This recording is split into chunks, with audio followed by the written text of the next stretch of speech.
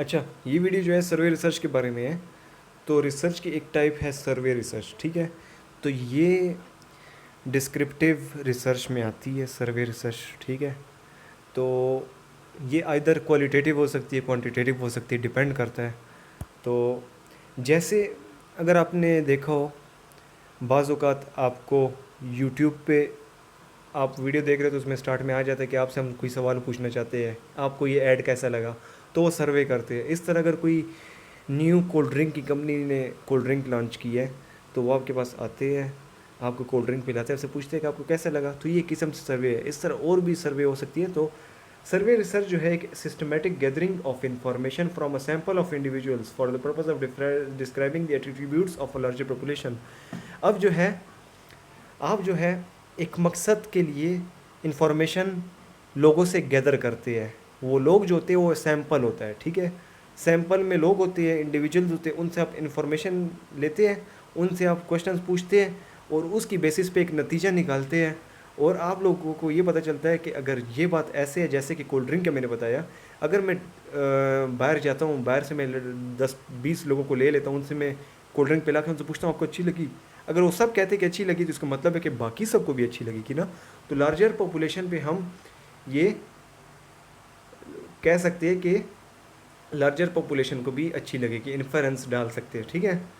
तो इसमें रिसर्चर जो होते हैं व्यूज़, ओपिनियंस, मोटिव्स, प्लान्स और फीलिंग्स ऑफ अ ग्रुप के बारे में या लार्जर पॉपुलेशन के बारे में पता लगा सकता है।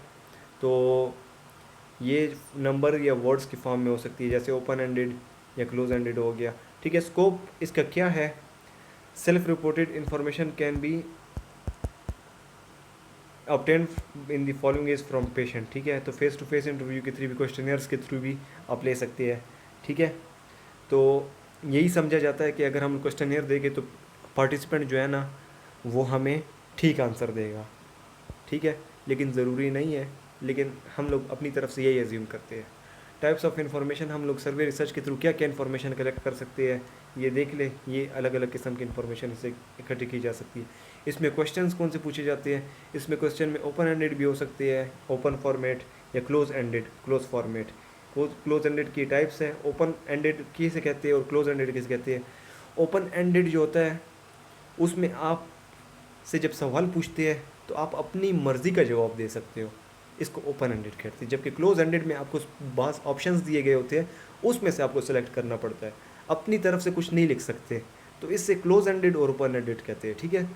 तो क्लोज एंडेड में मल्टीपल चॉइस एमसीक्यूज टाइप हो सकते हैं, जैसे कि येस नो या 4-5 एमसीक्यूज दिए जाते हैं, उनमें से एक सेलेक्ट करना होता है। लिंकर टाइप जो है, लिकर टाइप या लिंकर टाइप इसे जो है, इसमें जो है आपको आगे देखते चलो, आगे मैं आगे समझाता हूँ।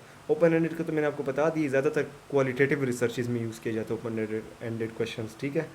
तो ये थोड़ा मुश्किल होता है इसको एनालाइज करना, ऐसे क्वेश्चंस को। क्लोज एंडेड में तो आपको 4-5 ऑप्शन होते हैं, उनमें से एक सेलेक्ट करना होता है, दूसरा सेलेक्ट करना होता है, तो वो आपके लिए एनालाइज करना आसान होता है। लेकिन ओपन एंडेड हर एक बंदा आपको अलग अलग तरीके से जवाब देगा, उनको एनालाइज करना थोड़ा मुश्किल होता है, ठीक है। तो जैसे ये सवाल है, are you satisfied with current job, तो ये जो है एक ओपन एंडेड क्वेश्चन है। एक बंदा कहेगा हाँ, दूसरा कहेगा नो, तीसरा कहेगा मे बी, इस तरह अलग अलग जवाब दे सकता है कोई ना कोई, ठीक है। तो ये डिपेंड करता है कैसे जवाब आपको मिलते हैं, वो उस बंदे पे डिपेंड करता है जो कि उस आपके रिसर्च के जवाब दे रहे हैं ना, क्वेश्चनियर के जवाब दे रहे हैं, रिस्पॉन्डेंट जिस कहते हैं। और ये डिफ़िकल्ट इसकी एनालिसिस करना। क्लोज फॉरवर्ड जो है वो मैंने आपको बता दिया, इसकी डिफरेंट टाइप्स इधर लिखी हुई है, semantic, differential, liquor type, multiple choice.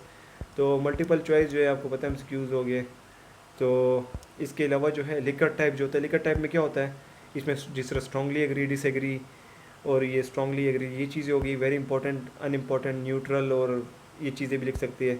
इसके अलावा इंकरेज और ये चीज़ें भी लिख सकती है। सेमेंटिक डिफरेंशियल्स में क्या होता है, इसमें एक वर्ड के अपोजिट दूसरा वर्ड होता है। जैसे आपसे पूछ ले कि फिज़िकल थेरेपिस्ट और फिजिकल थेरेपिस्ट से अगर पूछे कि उनके डिपार्टमेंट के बारे में उनका क्या ख्याल है, तो उधर नीचे लिखो कोहेसिव या फ्रेगमेंट, मतलब उनका डिपार्टमेंट टुकड़े टुकड़े हुआ है कि नहीं, एक साथ काम कर रहा है। तो अपोजिट वर्ड्स है दोनों एक दूसरे के। तो जब दो वर्ड्स अपोजिट पेयर्स दिए गए होते हैं तो वो सेमेंटिक डिफरेंशियल्स में कहलाते हैं, ठीक है। तो इसी तरह मेल्ड सर्वे होता है, मेल्ड सर्वे जिसमें आपको क्वेश्चनियर जो है मेल के थ्रू भेज देते हैं, या मेल के थ्रू लोगों से कहते हैं इसके जवाब दे। तो उसके बारे में बताइए, आसान तरीका है, लेकिन इसके थ्रू ज़्यादा लोगों को भी आप लोग सवाल पूछ सकते हैं, लेकिन इसका रिस्पांस रेट कम आता है, लोग के रिस्पांस सही नहीं करते हैं। हो सकता है आपके पास उनका एड्रेस ना हो, मेलिंग एड्रेस, ठीक है, ताकि उनसे पूछ सके। इलिटरेट पार्टिसिपेंट भी काफ़ी होते हैं तो वो रिस्पांस नहीं देते, और पार्टिसिपेंट्स को कंट्रोल नहीं कर सकते आप लोग।